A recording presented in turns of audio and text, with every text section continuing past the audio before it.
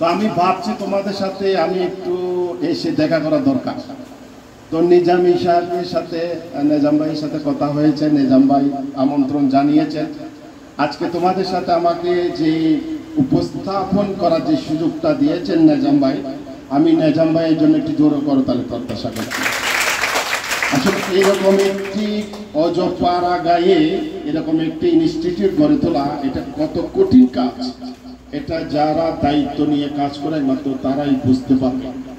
তো এইখানে আমরা দেখতে পাচ্ছি নিজাম ভাই সহ আরো অনেক কর্মকর্তা আছেন সাথে। আমাদের এখানে একজন স্যার আছেন, আমার তো পরিচয়টা হয়নি।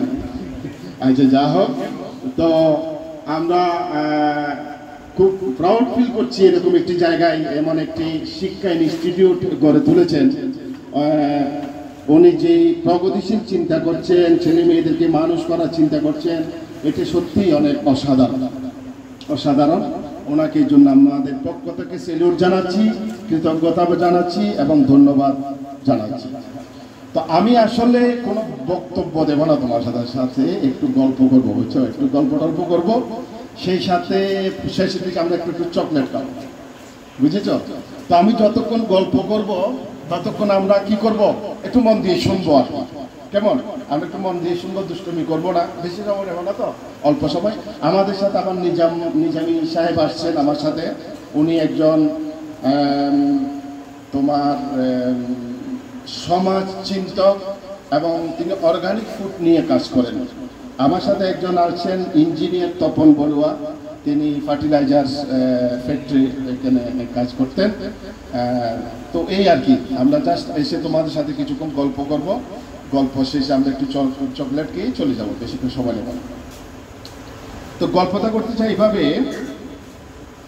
আচ্ছা, পৃথিবীতে কত রকমের প্রাণী আছে কে বলতে পারবে? পৃথিবীতে প্রাণীর সংখ্যা কত? গাছেরও প্রাণী আছে আমরা জানি, ঠিক না? গাছেরও প্রাণী, যদি আমরা গাছ সহ ধরি, গাছ প্রাণী, মাছ, উভচর প্রাণী, পাখি, জীব জন্তু, মাছ, কত রকমের প্রাণী আছে কে বলতে পারবে? সাম্প্রতিক সময়ে একটি গবেষণায় দেখা যাচ্ছে প্রায় পৃথিবীতে 7 লক্ষ প্রজাতির প্রাণী আছে। কয় লক্ষ? 7 লক্ষ। তার মধ্যে 2 লক্ষ হচ্ছে উদ্ভিদ, অর্থাৎ গাছ, লতা পাতা, এরকম হচ্ছে জলাশয়, যে শ্যাওলা, এই জাতীয় হচ্ছে কত? 2 লক্ষ। তার আরো 5 লক্ষ হচ্ছে প্রাণী। 5 লক্ষের মধ্যে দেখো ব্যাকটেরিয়া আছে কতগুলো, এগুলো আমরা দেখি না। হাজার হাজার প্রজাতি মাটির নিচে, পানির নিচে আছে ব্যাকটেরিয়া, এগুলো আমরা দেখি না। তা আমরা যেগুলো দেখতে পাচ্ছি, এই প্রজাতির মধ্যে কয়েকটা শ্রেণী আছে। যেমন কিছু আছে পানিতে বাস করে, কিছু ডাঙ্গায় বাস করে, কিছু আকাশে উড়ে, বসে যাও, কিছু আছে আকাশে আছে, ঠিক কিনা? তাহলে কিছু প্রাণী কোথায়? পানির নিচে, পানিতে বাস করে, তারা কিন্তু ডাঙ্গায় আসলে কি হয়? বাঁচবে না, মারা যাবে। আবার কিছু প্রাণী আছে ডাঙ্গায় বাস করে, পানিতে গেলে মারা যাবে, ঠিক আছে? যেমন মানুষ তো পানিতে বাঁচে না। তোমরা কি জানো প্রতি বছর প্রায় 30,000 শিশু পানিতে ডুবে মারা যায়? প্রতি বছর কত? 30,000 শিশু পানিতে পড়ে মারা যায়। কেন মারা যায়? কি কারণে? সাঁতার জানি না বলে। প্রথম কথা হচ্ছে সাঁতার জানি না বলে। আবার যেগুলো ছোট বাচ্চা আছে 2 বছর 3 বছর, তারা তো সাঁতার জানার কথা নয়, এরকম বাচ্চা কিন্তু মারা যাচ্ছে। এরা কখন মারা যায়? গবেষণায় দেখা গিয়েছে এই বাচ্চাগুলো পানিতে পড়ে মারা যাবার ম্যাক্সিমাম সময়টা হচ্ছে সকাল 10টা থেকে দুপুর 2টা। সকাল 10টা থেকে দুপুর 2টা। কেন? তখন মারা রান্না বান্নায় ব্যস্ত থাকে, রান্না করে, ঠিক আছে? বাবারা কাজে ব্যস্ত, এখন বাচ্চারা খেলতে খেলতে খেলতে খেলতে কোথায়? পানিতে পড়ে মারা যায়। সময়টা কখন? 10টা থেকে 2টা। তাহলে আমাদের যারা ছোট ছোট বাচ্চা আছে, পুকুর আছে, আমাদের এই সময়টা কি বেশি সতর্ক থাকতে হবে, ঠিক আছে? আবার যারা একটু বড় হয়েছে, তোমরা কে কে সাঁতার জানো? কি হাত তুলবে? বাহ, সবাই জানে, অনেকে জানে। দেখছো এখন বন্যা, এরকম বন্যা তো আমরা কি খুশি হতাম, মানে বিলে সাঁতার কাটার জন্য। বৃষ্টিতে ভিজে সাঁতার কাটার জন্য খুশি হতাম। তো যারা এখনো সাঁতার জানো না, তোমাদেরকে অনুরোধ করবো সাঁতার শিখে নিবে। আচ্ছা, এখন প্রশ্ন হচ্ছে, তুমি সাঁতার জানো না, তোমার একজন বন্ধু পানিতে পড়ে গেছে, তুমি কি করবে? এই মুহূর্তে তোমার করণীয় কি? হ্যাঁ, লাফ দিবে? তুমি তো সাঁতার জানো, তুমি মারা যাবে। তুমি তো সাঁতার জানো না, তুমি মারা যাবে, কি করবে? চিৎকার দিবে। প্রথম কাজ হচ্ছে চিৎকার দিবে, বাঁচাও বাঁচাও। এরপর তোমার, যেহেতু তুমি সাঁতার জানো, তুমি গেলে তুমিও মারা যাবে। তোমাকে কি করতে হবে? প্রথমে চিৎকার দিবে, আশেপাশে মানুষ ছুটে আসবে। দ্বিতীয় কাজ হবে কি? তোমার শাক খুলে দিয়ে তাকে দিবে যাতে সে ধরতে পারে, অথবা আশেপাশে একটা গাছের ডাল ধরবে, তুমি তাকে উদ্ধার করতে পারবে। ঠিক আছে? প্রথম কাজ হলো চিৎকার দেওয়া, তাহলে আশেপাশে মানুষগুলো তোমাকে হেল্প করতে আসবে। তাহলে আমরা বুঝতে পারলাম কিছু প্রাণী পানিতে বাঁচে, আবার কিছু প্রাণী পানিতে বাঁচে না, মারা যায়। ঠিক আছে? তো এই যে 5 লক্ষ প্রজাতি প্রাণীর মধ্যে বলা হচ্ছে কি, মানুষ আশরাফুল মাখলুকাত, অর্থাৎ সৃষ্টির সেরা জীব। মানুষ হচ্ছে কত হয়েছে, তোমরা ওইদিকে দেখার দরকার নাই, তোমরা শুধু শোনো। ওরা আসবে যাবে, ওইদিকে হলে তো তোমাদের মনোযোগটা ছুটে যাবে। আমার কথা হচ্ছে, তোমরা যদি এখানে 15-20 মিনিট থাকো, যদি একটা দুটো শব্দ শোনো, এগুলো তোমাদের অনেক কাজে আসবে। বুঝেছো? তো এখানে আসা যাওয়া থাকবে, ওইদিকে মন না দিয়ে তোমরা একটু কিছু বোঝার চেষ্টা করো। আমরা শেষের দিকে প্রশ্ন করবো তোমাদেরকে, তোমরা যদি প্রশ্নের উত্তর দিতে পারো তোমাদের জন্য বিশেষ পুরস্কার আছে। বুঝেছো? তাহলে এখন কি হচ্ছে, এই 5 লক্ষ প্রজাতি প্রাণীর মধ্যে শ্রেষ্ঠ জীবকে মানুষ সৃষ্টির সেরা জীব, অর্থাৎ আশরাফুল মাখলুকাত। আচ্ছা, পৃথিবীতে এমনগুলো প্রাণী আছে যেগুলো মানুষের চেয়ে অনেক বড়। কি কি আছে বলো তো মানুষের চেয়ে বড়? হাতি, গুড। আর কি আছে? তিমির মাছ। আর কি আছে? ঘোড়া, ইভেন কি মহিষ। মানুষের চেয়ে অনেক বড়। তো মানুষের চেয়ে বড়, কিন্তু তারা সৃষ্টি সেরা জীব হতে পারেনি। আবার পৃথিবীতে এমন প্রাণী আছে যারা মানুষের চেয়ে বেশি বাঁচে। কে বলতে পারবে মানুষের চেয়ে বেশি বাঁচে এরকম প্রাণী কি কি আছে বলো? কচ্ছপ। ইয়েস। কত বছর বাঁচে? প্রায় 250 বছর। আরো আছে বলো? হ্যাঁ, তিমির মাছও আছে। কই মাছ শুনেছ? কই মাছ 100 বছর উপরে বাঁচে। কই মাছের প্রাণী একটা কথা আছে না, কই মাছও বাঁচে। তাহলে দেখা যাচ্ছে কি, পৃথিবীতে কিছু প্রাণী আছে মানুষের চেয়ে অনেক বড়, আবার কিছু প্রাণী আছে মানুষের চেয়ে বেশি বাঁচে, আবার কিছু প্রাণী আছে মানুষের চেয়ে অনেক শক্তিশালী, হিংস্র। ইয়েস, বাঘ, ভাল্লুক, সিংহ, এগুলো মানুষের চেয়ে অনেক শক্তিশালী। তাহলে দেখো, এই প্রাণীগুলো বড় হলেও শক্তিশালী হলো, সৃষ্টির সেরা জীব হয়নি। সৃষ্টির সেরা জীব কারা? মাঝামাঝি একটা মানুষ, মাঝামাঝি ধরনের একটি মানুষ। কিন্তু কেন? প্রশ্ন হচ্ছে, এত বড় বড় প্রাণীর মধ্যে নাই এমন কি জিনিস আছে মানুষের মধ্যে যে মানুষ সৃষ্টির সেরা জীব হয়েছে? কে বলতে পারবে? এমন কি মানুষের মধ্যে আছে যা অন্য প্রাণীর মধ্যে নেই? মানুষের মধ্যে আছে, যার কারণে মানুষ সৃষ্টির সেরা জীব। কি আছে, কে বলবে? হ্যাঁ, বিবেক। আচ্ছা, সুন্দর কথা বলছে। আর কি? অনেকে বলে বুদ্ধি আছে, অনেকে বলে কি আছে? বুদ্ধি আছে। বুদ্ধিতে বানরেরও আছে। বানরকে একটা কলা দাও, সে কি করবে? চুলি খাবে। তার মানে তার বুদ্ধি আছে। ছাগল বৃষ্টি হলে নিরাপদ আশ্রয়ে ছুটে যায়, তার মানে তার বুদ্ধি আছে। মানুষের কি আছে? স্যারা বলেছেন মনুষ্যত্ব আছে, জ্ঞান আছে। মানুষের কি আছে? জ্ঞান আছে বলে মানুষ সৃষ্টির সেরা জীব। আচ্ছা, এই জ্ঞানের মধ্যে তো বিভিন্ন জনের সমাজ জ্ঞান তো সমান নয়। কারো জ্ঞান বেশি, কারো জ্ঞান মিডিয়াম, কারো জ্ঞান, ঠিক কিনা? এরকম কিনা? হ্যাঁ, যাদের জ্ঞান বেশি তারা উচ্চ লেভেলে উঠে যাচ্ছে, যাদের জ্ঞান কম তারা নিচু পড়ে যাচ্ছে। অর্থাৎ জ্ঞানীরা নিচুদেরকে কি দিচ্ছে? হুকুম দিচ্ছে। কেউ হুকুম দিচ্ছে, কেউ হুকুম পালন করছে। কারণ কি? কারো জ্ঞান বেশি, কারো জ্ঞান কম। এখন প্রশ্ন হচ্ছে, জ্ঞান বাড়ানোর উপায় কি? জ্ঞান বাড়ানোর উপায় কি? জ্ঞান বাড়ানোর উপায় হচ্ছে জানতে হবে, শিখতে হবে। জ্ঞান বাড়ানোর উপায়টা কি? জানতে হবে, শিখতে হবে। যে যত বেশি জেনেছে সে তত বেশি জ্ঞানী হয়েছে, যে যত বেশি শিখেছে সে তত বেশি জ্ঞানী হয়েছে। ঠিক কিনা? ঠিক, ঠিক আছে। আচ্ছা, এখন শিক্ষার উপায়গুলো কি? আমি যে শিখবো, কি শিখবো, কোথায় শিখবো, কিভাবে শিখবো, শিক্ষার উপায়গুলো কি, মাধ্যমগুলো কি? বিজ্ঞানীরা বলছেন মানুষ 70% শিখে দেখে। কত শতাংশ? 70% শিখে কিভাবে দেখে। আমাদের পরিবার থেকে, সমাজ থেকে, চারপাশে থেকে 70%। 20% শিখে শুনে। এই যে তোমরা এখন শুনছো, এখান থেকে শিখবে। 20% শিখে কিভাবে শুনে, আর 10% শিখে পরীক্ষা নিরীক্ষা করে। 10% শিখে পরীক্ষা নিরীক্ষা করে কিভাবে? এই যে তোমাকে বললাম, ধরো এটা একটা কলম, এখন এটা আসলে কলম কিনা তুমি দেখলে, লিখে দেখলে এটা চলে কিনা, তাহলে তুমি বুঝতে পারলে যে এটা কলম। ঠিক আছে, এখন আমি যে কথাগুলো বলছি এগুলো শুনে তুমি 10% শিখেছে, যখন এটা বিশ্লেষণ করবে, পরীক্ষা নিরীক্ষা করবে, তুমি আরো 10% শিখবে। তাহলে আমরা কি শিখেছি? মানুষকে শিখতে হয়, জানতে হয়। শেখার উপায়গুলো কি কি? শেখার উপায়গুলো কি বলো? এখনই তো বললাম, বলি হ্যাঁ, দেখতে হবে। হ্যাঁ, দেখতে কত শতাংশ? দেখে শিখে কত শতাংশ?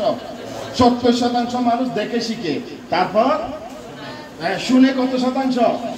20%। Very good. তারপরে পরীক্ষা নিরীক্ষা করে 10%। ভেরি গুড, খুব সুন্দর। তাহলে এখন আমরা বুঝলাম শেখার উপায় হচ্ছে দেখতে হবে, শুনতে হবে, পরীক্ষা নিরীক্ষা করতে হবে। এবার আসো, একজন মানুষ নোয়াপাড়া দেখেছে, নোয়াপাড়া। আরেকজন মানুষ সারা বাংলাদেশ দেখেছে। কার অভিজ্ঞতা বেশি? হ্যাঁ, যে বাংলাদেশ দেখেছে তার অভিজ্ঞতা বেশি, ঠিক কিনা? আরেকজন মানুষ পুরো এশিয়া দেখেছে। কার অভিজ্ঞতা বেশি? আরেকজন মানুষ সারা বিশ্ব দেখেছে, তার অভিজ্ঞতা বেশি। আচ্ছা, তোমরা নোয়াপাড়া থেকে বের হয়েছ, টাউনে গিয়েছো কয়জন? হাত তুলো দেখি। চট্টগ্রাম টাউনে, চট্টগ্রাম টাউন দেখেছো কয়জন? দেখছো হাতে গুলো অল্প কয়জন। তাহলে এখন কোথায়? ঢাকা। ঢাকা কোথায়? বাংলাদেশ কোথায়? অনেক দূর। তোমরা কেবলমাত্র কতটুকু দেখেছো? নোয়াপাড়া পর্যন্ত দেখেছো। তাহলে তোমাদের অভিজ্ঞতাটা কতটুকু? নোয়াপাড়া পর্যন্ত। এখনো বাংলাদেশের অভিজ্ঞতা তোমাদের আসেনি, ঠিক কিনা? আচ্ছা, এখন কথা হচ্ছে সবার পক্ষে তো আর সারা বাংলাদেশ ঘোরা সম্ভব নয়। সম্ভব? সবার পক্ষে তো এশিয়া ঘোরা সম্ভব নয়। সম্ভব? হ্যাঁ, তাহলে কি আমরা এই জ্ঞান থেকে কি আমরা বঞ্চিত হব? তাহলে আমরা কিভাবে জ্ঞানটা পাবো? দারুণ দারুণ, এটা যত করতে হবে আমরা কোথায় থেকে পাবো? কারণ আমি সারা বাংলাদেশ ঘুরার ক্যাপাসিটি আমার নাই, সম্ভব নয়। এটা হয়তো আমার আর্থিক ক্ষমতা হতে পারে, আমার ইচ্ছা হতে পারে, কিন্তু চাইলে আমি বই পড়ে সারা দুনিয়ার না সারা বিশ্বের জ্ঞান অর্জন করতে পারি। এতে তো কারো দ্বিমত নেই। আমার একটা পার্সোনাল এক্সপিরিয়েন্সের কথা বলি তোমাদেরকে। বই পড়ার কথা নেই বলছে, বই তো অনেক রকমের আছে। বই অনেক রকমের, যেমন কবিতার বই আছে, গল্প আছে, উপন্যাস আছে, আর কি আছে বলো তো দেখি? ঐতিহাসিক মানে ইতিহাস বই আর কি আছে? ভ্রমণ কাহিনী আছে, প্রবন্ধ আছে, ধর্মীয় বই আছে, জীবন কাহিনী আছে, ঠিক আছে? এরকম বইয়ের অনেক শ্রেণী বিন্যাস আছে। তো আমি একদিন একটা ভ্রমণ কাহিনী পড়ছিলাম। ভ্রমণ কাহিনী আমি আসলে ওই ইউনিভার্সিটির, এখানে তো নিজাম ভাই মহসিন কলেজ থেকে পাশ করেছে, একজন ইউনিভার্সিটি। আমি কিন্তু ইউনিভার্সিটি পর্যন্ত লেখাপড়া করিনি, আমি তোমাদের মতো একজন সাধারণ ছোটখাটো মানুষ। কিন্তু আমি বই পোকা ছিলাম, বই পড়তাম, বিভিন্ন বই, বুঝেছ? তো এই একদিন কি পড়ছিলাম, একটা ভ্রমণ কাহিনী। তো ভ্রমণ কাহিনীতে পড়ে দেখলাম সাউথ আফ্রিকা সাম্প্রতিক সময়ে স্বাধীন হয়েছে। ওইখানে আগে শ্বেতাঙ্গরা দেশটা চালাতো। শ্বেতাঙ্গ মানে সাদা চামড়া যারা আছে, সাদারা দেশটা চালাতো। ওইখানে নেলসন ম্যান্ডেলা যিনি ফাইট করে তিনি কি করেছেন? দেশটাকে স্বাধীন করেছেন। তো ওখানে দেখলাম সাউথ আফ্রিকা একটি ধনী দেশ, সেখানে অর্থ সম্পদ আছে, স্বর্ণের খনি আছে, ডায়মন্ডের খনি আছে, কিন্তু মানুষগুলো অলস। কালো মানুষগুলো অলস, এরা কাজ করে না, এরা সারাক্ষণ ড্রিঙ্কস করে, নেশাগ্রস্ত থাকে, ভালো কোনো কাজ করে না। এর ফলে কি হয়, বাহিরের মানুষ যারা এখানে এসেছেন তারা ব্যবসা বাণিজ্য করে ভালো অর্থ সম্পদ আয় করছেন। আমি কি তোমাদের দৃষ্টির মধ্যে আছি? আরেকটা তালি হোক, আরেকটি তালি হোক। এই তালি হওয়ার মানে কি জানো? আমরা যারা এই যে ছুটে যাচ্ছি, তাদের যাতে দৃষ্টিতে আবার ফিরে আসে আর কি।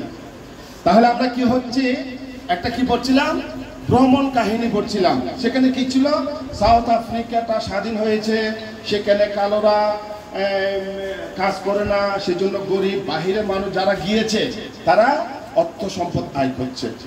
তা আমি চিন্তা করলাম আমারও তো সেখানে যাওয়া দরকার, বুঝেছ? আমি চিন্তা করছি আমারও সেখানে যাওয়ার দরকার। তো 98 সালে আমি চলে গিয়েছি, 1998 সালে। তোমাদের কারো জন্ম হয়নি তখন, ঠিক আছে? 1998 সালে আমি সাউথ আফ্রিকাতে চলে গিয়েছি। ওইখানে আমি ব্যবসা বাণিজ্য করেছি। আমি একজন হার্বালিস্ট, আমি সেখানে হার্বাল প্র্যাকটিস করেছি, ব্যবসা বাণিজ্য করেছি। 16 বছর ছিলাম। কয় বছর? 16 বছর ছিলাম। তারপরে কি হলো, আমার অর্থনৈতিকটা ডেভেলপ হলো। আচ্ছা, এখন প্রশ্ন হচ্ছে, আমি বই পড়ি কি আমার লাভ হয়েছে না ক্ষতি হয়েছে? আমি সাউথ আফ্রিকা সম্পর্কে আমি যাইনি সাউথ আফ্রিকা। আমি সাউথ আফ্রিকা সম্পর্কে জানতাম না। কিভাবে জেনেছি? বই পড়ে জেনেছি। জানার পরে আমি সেখানে গিয়েছি, শ্রম দিয়েছি, আমি সাকসেস হয়েছি। তো ঠিক তেমনি দেখা গেল কি, তোমরা যদি প্রত্যেকে বিভিন্ন ক্যাটাগরি বই পড়ো, তোমাদের নলেজ হয়ে যাবে বিভিন্ন ক্যাটাগরি, বিভিন্ন অপশন তোমাদের মধ্যে চলে আসবে। কেবল একাডেমিক শিক্ষায় মানুষ পরিপূর্ণ শিক্ষা অর্জন করতে পারে না। কেবল একাডেমিক শিক্ষায় পরিপূর্ণ শিক্ষা অর্জন করতে পারে না। আর শিক্ষা মানে এই নয় যে আমি তো একবার স্কুলে পড়েছিলাম। হযরত মুহাম্মদ কি বলেছেন? পড়ো। প্রথম কথা হচ্ছে পড়ো তোমার সৃষ্টিকর্তার নামে। তারপরে বলেছেন কি? পড়তে হবে দোলনা থেকে কবর পর্যন্ত। দোলনা থেকে কবর পর্যন্ত। তিনি তো বলেন নাই তুমি বাস মাস্টার ডিগ্রি পাস করছো, আর পড়াশোনার দরকার নেই, এটা কি বলছেন? দোলনা থেকে কবর পর্যন্ত। আবার কি বলেছেন? শিক্ষার জন্য প্রয়োজনে কোথায় যাও? বলো না তোমরা, কেউ একটা হেল্প করো। শিক্ষার জন্য প্রয়োজনে কোথায় যাও? চীন যাও, চীন। মানে যতটুক যাওয়া যায় শিক্ষার জন্য সেখানে যাও, এক জায়গায় স্থির থাকবে না। তিনি তো আমাদেরকে শিক্ষা দিয়েছেন, আমরা শিক্ষাগুলো ভুলে যাই কেন? আচ্ছা, এই যে আমাদের যে শিক্ষার যে রকম আছে, শিক্ষাকে আমরা বলি দুই রকমের শিক্ষা। একটা হচ্ছে জীবিকার শিক্ষা, একটা হচ্ছে জীবনের শিক্ষা। শিক্ষা কয় রকম? বলো না তোমরা, শিক্ষা কয় রকম? দুই রকম। কি কি? জীবিকার শিক্ষা, জীবনের শিক্ষা। জীবিকার শিক্ষা কি? যেমন ধরো তুমি টেকনিক্যালি কেন কাজ করছো, ডাক্তারি করছো, সেটা হলো জীবিকার শিক্ষা। ইঞ্জিনিয়ারিং করছো, তোমার জীবিকার শিক্ষা, অর্থাৎ এটা দিয়ে তোমার আর্থিক উন্নতি হচ্ছে। তুমি গাড়ি চালাচ্ছ, এটা হচ্ছে জীবিকার শিক্ষা। জীবনের শিক্ষা কোনটা? জীবনের শিক্ষা হচ্ছে মনুষ্যত্ব বিকাশের শিক্ষা। যেই শিক্ষা দিয়ে তুমি একজন পরিপূর্ণ মানুষ হবে। তুমি মানুষকে ভালোবাসতে শিখবে, তুমি সমাজকে ভালোবাসতে শিখবে, দেশকে ভালোবাসতে শিখবে।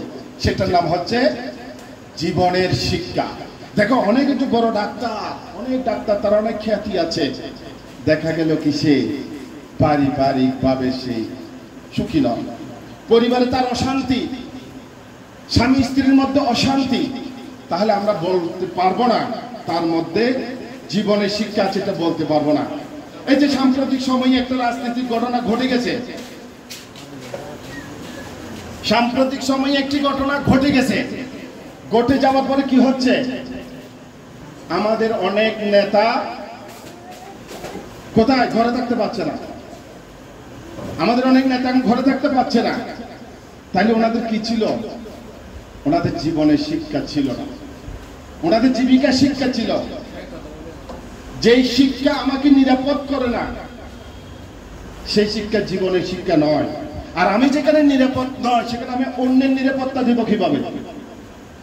আমরা এমন কোনো কাজ করব না, পরিস্থিতি যেভাবেই হোক আমাকে পালাতে হবে এমন কোনো কাজ আমরা করব না। তাহলেই আপনি জীবনের শিক্ষায় শিক্ষিত হলেন। ডক্টর জাফর ইকবাল তোমরা নাম শুনেছ, যিনি বিজ্ঞান লেখক বলছেন আর কি, ঠিক আছে, যিনি তোমার সিলেট ইউনিভার্সিটির শাহজালাল বিশ্ববিদ্যালয়ের একজন অধ্যাপক ছিলেন। তিনি বলেছেন আমরা স্কুল কলেজে যে শিক্ষাগুলো পাই, এই শিক্ষা আমাদের জীবনের আগে মাত্র 5%। বাকি শিক্ষা আমাদের নিতে হয় সমাজ থেকে, পরিবেশ থেকে, দেখে শুনে বুঝে। কারণ স্কুল কলেজে আমরা যে শিক্ষা পাই এখান থেকে আমাদেরকে কি দেওয়া হয়? একটা সার্টিফিকেট দেওয়া হয়। সার্টিফিকেট এটা কোন কাজে লাগে? চাকুরির কাজে লাগে। আর তোমার যদি চাকুরি না হয় তাহলে ওই সার্টিফিকেটের আর কোনো দাম নেই, তাহলে ওই শিক্ষার কোনো দাম নাই। তাহলে আমাদের বাকি শিক্ষাগুলো কোথা থেকে নিতে হয়? জীবন থেকে নিতে হয়, পরিবেশ থেকে নিতে হয়, জ্ঞানী গুণীদের কাছ থেকে নিতে হয়, সমাজ থেকে নিতে হয়। তো আজকে এখানে যে নেজাম ভাই আমাদের যে শিক্ষাটা দিতে চাচ্ছেন এখানে, সেটা হচ্ছে আসলে জীবনের শিক্ষা। তিনি কখনো তোমাদেরকে এখানে ব্যাডমিন্টন খেলতে দেয়, আমি দেখি শিখতে ইউটিউবে ব্যাডমিন্টন খেলাচ্ছেন, তারপর বিভিন্ন গেম খেলাচ্ছেন। এগুলো হচ্ছে কি? তোমাকে সচল সক্রিয় করার শিক্ষা, সক্রিয় করার শিক্ষা, সচল হওয়ার শিক্ষা। তো এই যে শিক্ষাগুলো যদি আমরা গ্রহণ করি, আমরা যদি জীবনের মাহাত্ম্য বুঝি, আমরা যদি নিজেকে ভালোবাসি, আমরা প্রত্যেকের জায়গা থেকে আমরা আমাদের দায়িত্ব পালন করব। পৃথিবীর শ্রেষ্ঠ সন্তান হচ্ছে সেই সন্তান যে নিজের কাজ ভালোভাবে করে। যে নিজের কাজ ভালোভাবে করে সে হচ্ছে পৃথিবীর শ্রেষ্ঠ সন্তান। সবাইকে ডাক্তার ইঞ্জিনিয়ার হওয়ার কোনো দরকার নাই। আমাদের এখন জিজ্ঞেস করলে কি হবে? ডাক্তার হবে, ইঞ্জিনিয়ার। সবাইকে ডাক্তার ইঞ্জিনিয়ার হওয়ার দরকার নাই। সবার মেধা এক নয়। কারো কারো লেখাপড়া ভালো লাগে, কারো কারো লাগে না। তো যার লেখাপড়া ভালো লাগে না সে কি হারিয়ে যাবে? না, তার নিশ্চয়ই অন্য কোনো প্রতিভা আছে। আমরা ওই প্রতিভাটা বের করতে চাই। প্রত্যেকে ডাক্তার ইঞ্জিনিয়ার হওয়ার দরকার নাই। আমাদের ভালো ড্রাইভার দরকার, আমাদের ভালো উপস্থাপক দরকার, ভালো খেলোয়াড় দরকার, ভালো শিল্পী দরকার, ভালো কৃষক দরকার। তোমরা জানো বাটা কোম্পানি যিনি জুতা ডিজাইন করে তার বেতন কত জানো? 6 লক্ষ টাকা মাসে। জুতা যিনি ডিজাইন করে 6 লক্ষ টাকা বেড়েছে। তাহলে আমার ডাক্তার হওয়ার দরকার কি? আমি যদি একজন ভালো জুতার কারিগর হতে পারি, আমার অসুবিধাটা কোথায়? তোমরা তো সাকিব আল হাসানের নাম শুনেছ? সাকিব আল হাসান কি করে? সে কি করে? ক্রিকেট খেলে, তোমরা সবাই জানো। ও কি জিপিএ 5 পাইছে? ও কি জিপিএ 5 পাই নাই? ওর বেতন কত তোমরা জানো? ওর বেতন 10 জন প্রেসিডেন্টের চেয়ে বেশি। 10 জন প্রেসিডেন্টের বেতন যা, তার চেয়ে সাকিব আল হাসানের বেতন বেশি। এখন তার হিসেবে দেখা যাচ্ছে সে নাকি কত 20,000 কোটি টাকা মনে হয়, 20,000 কোটি টাকার মালিক। সাকিব আল হাসান বাংলাদেশের 10 জন ধনীর মধ্যে একজন। 20,000 কোটি টাকার মালিক। জিপিএ 5 পায় নাই, সে ডাক্তার হয় নাই, ইঞ্জিনিয়ার হয় নাই, শুধু ব্যাট ফিটাইছে। ব্যাট ফিটে যদি 20,000 কোটি টাকার মালিক হয়, সারা বিশ্বে যদি তারকে চিনে, তাহলে আমার ডাক্তার হওয়ার দরকার কি? আমার ভালো ক্রিকেট হলে তো অসুবিধা নাই। এই জন্য বলছি। আচ্ছা, তোমরা আরেকজনকে চিনো? ঘুম ভাঙ্গাইয়া গেল রে মলার কুকিলে, গানটা যিনি গিয়েছেন কি নাম? কে বলবে? মমতাজ বেগম। নাম শুনো না? মমতাজ বেগম। সে কিন্তু আবার আওয়ামী লীগের এমপিও হয়েছিল আর কি। ক্লাস 4 পর্যন্ত লেখাপড়া করেছে। কতটুকু? ক্লাস 4 পর্যন্ত। তোমরা জানো ওর একটা গানের কনসার্ট নিতে কত নেয়? 8 লাখ টাকা লাগে। 8 লাখ টাকা। 5-7টা 10টা গান গাইবে, 8 লক্ষ টাকা নিয়ে নিবে। তাহলে যদি একজন ভালো শিল্পী হওয়া যায়, একজন ভালো উপস্থাপক হওয়া যায়, আমাদের ডাক্তার ইঞ্জিনিয়ার হওয়ার দরকার না। আমাদের সব কিছুর দরকার আছে। আমাদের ভালো ড্রাইভার দরকার আছে, ভালো জুতার কারিগর দরকার আছে, উপস্থাপক দরকার আছে, নাট্যকার দরকার আছে, শিল্পী দরকার। সবকিছু মিলিয়েই তো সমাজ, ঠিক আছে? তাহলে আমরা শুধু জিপিএ 5 এর পিছনে না ছুটে, আমাদের মা বোনরা যারা আছেন, অভিভাবক যারা, তাদের উদ্দেশ্য বলছি, বাচ্চাদেরকে এত প্রেশার দিবেন না, এত প্রেসার দিবেন না, কোনো দরকার নাই। চাইবেন সে আসলে কি করতে পছন্দ করে, কি করতে পছন্দ করে তার কাছে জানবেন, তাকে সেই লাইনে তাকে কাজ করার সুযোগটা করে দেন। লেখাপড়া করবে, লেখাপড়া সবার ভালো হয় না, সবার লেখাপড়া ভালো হয় না, কিন্তু আবার লেখাপড়া বাতও দেওয়া যাবে না, লেখাপড়া বাতও দেওয়া যাবে না, এটা থাকবে। পাশাপাশি সে যে কাজটা করতে চায় সে কাজে সে এগিয়ে যাবে, তার জীবনটা সুন্দর হয়ে যাবে। তো যা হোক, আমাদের এখানে আমাদের নিজামী ভাই আসছেন। নিজামী ভাই তোমাদের সাথে কিছু কথা বলবেন। শেষের দিকে আমি তোমাদের সাথে আরেকটু সমাপনী কথা বলবো। আমাদের ইঞ্জিনিয়ার আছে, ওনারা একটু বলবেন। তা এখন তোমাদের সামনে আমাদের নিজামী সাহেব একটু কিছু বলবেন। এখন বলবেন নিজামী সাহেব।